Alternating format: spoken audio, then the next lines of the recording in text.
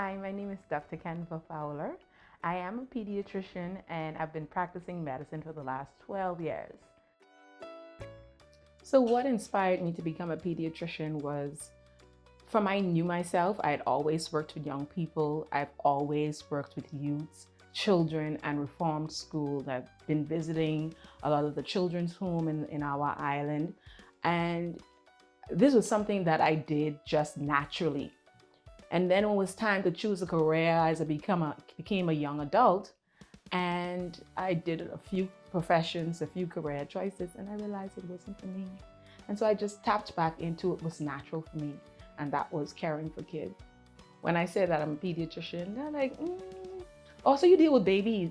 And I'm like, no, it's not just babies. They go all the way up to 16, 17.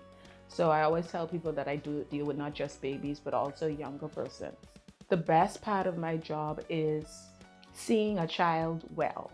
And ironically is that because we see them sick, and sometimes parents get flustered, sometimes things are happening you can't predict. But when you can come into an office and meet a parent who is so overwhelmed by what's happening with their child, and you can be an instrument to make that child better, I think that's one of the better part of my day. A lot of persons will tell you that, oh, children can't communicate, they can't tell you what's wrong with them.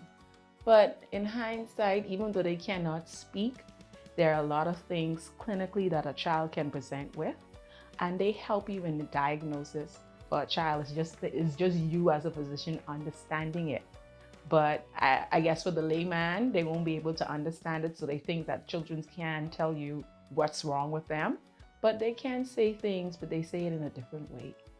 And I think that's the superpower of pediatricians. We can understand what the babies are saying, even when they're not saying it.